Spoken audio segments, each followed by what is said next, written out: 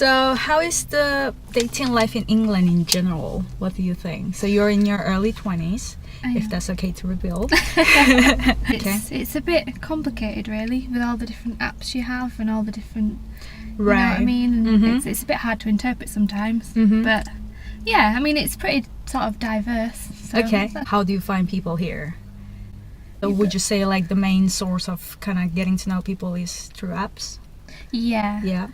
I mean, you can obviously do it through like friends and family, but it's a bit limited, isn't it? Whereas with the apps, you can sort of find what you're looking for better. So what's on nowadays? What apps are people using? The main ones are Bumble, which is pretty good. That's more for looking for relationships. And then there's a new one called Hinge, which is a bit more open. Just like you can like connect with more people. Open in what sense? So in terms of Bumble, you have to like swipe if you like them, etc. And they have to swipe you. Whereas on Hinge, you've got like almost a profile. So someone can view it and then say that they like you or like comment on it. If that makes sense. So how does Bumble differ from Tinder? Because it's the same. It's more or less the same, but Tinder I think is more for sort of casual stuff. But Bumble, you can put what you after, so you can put like I want a relationship or I want casual, etc. And on Bumble the main difference is that the girl has to speak first. You both match, so you both just say you like each other, and then the girl has to message first. She has like 24 hours to message. Trying to make people feel safer, maybe. I don't know. Which one is your favorite in terms of apps then? Probably Bumble actually. Because you can kind of talk. It's just the people I've met on there seem more genuine. I don't know why, they just do. Cool, it's fine. And then what's a typical day out, since you've been to quite a lot of days lately? Typical one is usually just let's meet at a bar for some drinks. I've kind of gone off getting food with people because food's a bit of a commitment on a first date. Like you have to actually sit through the meal and everything. So drinks is pretty good. Or the favourite one I've been on is we just went for like a walk around the lake because it was a nice day. So that was pretty good. Basically something that's not like doesn't commit you to anything. So you're on the date. And you don't like them or you don't want to spend more time with them. What do you say, or do you... Usually I try and spend more time with them. I don't like telling someone like, no, I'm not into him. Like, there's this one guy who, he was really nice, but I just wasn't feeling it. But I did sort of have a few drinks with him and we got chatting and he was a nice guy. But then I just kind of, I didn't say it on the date, maybe I should have done, but I said when he messaged me when I got home, and I was like, you know, you're a nice person. Did you just lead that person on? No, I didn't. You could see it that way, but that wasn't my intention. It's difficult, isn't it? That happened to me as well, so someone's done that to me. I thought it went well, and then when he got home he messaged saying, sorry, I don't want to see you again. How did you feel? It works both ways. It was alright. I'm going to do it to the next person. Talking about like not liking the person, what was your worst date then? The worst one was he just kept talking about himself and just wouldn't stop talking. He was like a teacher. Teacher. And he just kept going on about how all these terrible students he has and what's wrong with the educational system. And I was like, great. I didn't know what he was talking about. What do you do, or what's your mood when you kind of really like them and you don't know if there's going to be a second date, you know? In terms of that, I usually do ask them on the actual date. So when we sort of going to leave or near the end of the date, I just say like, you know, it'd be nice to see you again, would you be up for that, or whatever. That's nice. That's quite straightforward. It's a little bit, innit? Good I haven't had a no yet, so that's what I mean. If you get a no, then I might re-evaluate that. You will stop asking that question. Right, we are getting towards the end. When is a good time to be exclusive? And this kind of relates to my next question, which is, do you need to kind of declare you're dating your like boyfriends and girlfriends, or does it just kind of happen? I don't know. In terms of that, I definitely think you do have to declare at some point like we are dating or we are going out, because if it's not said, then I don't think it's really official. In terms of when, I've been on one guy I've been on like 4 dates with, and I did quite like him, but it didn't really go past that.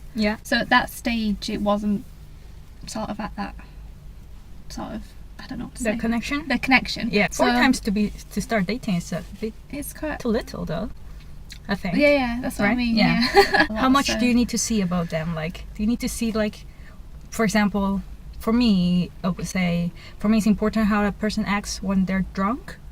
Because if I can't cope with that, I just can't. Maybe it's rather than just seeing them, maybe it's seeing them in different settings. Like most of the friends I've got who've been dating, they've kind of become official after about 2 months. All right. So maybe that's a good timeline. Okay, makes sense. My last question would be, has someone, because you said you are straight, from the same gender approached you ever? No. No? No. Okay, how do you feel about that? Should I be offended? Thank you, and No worries. I'll see you in the office.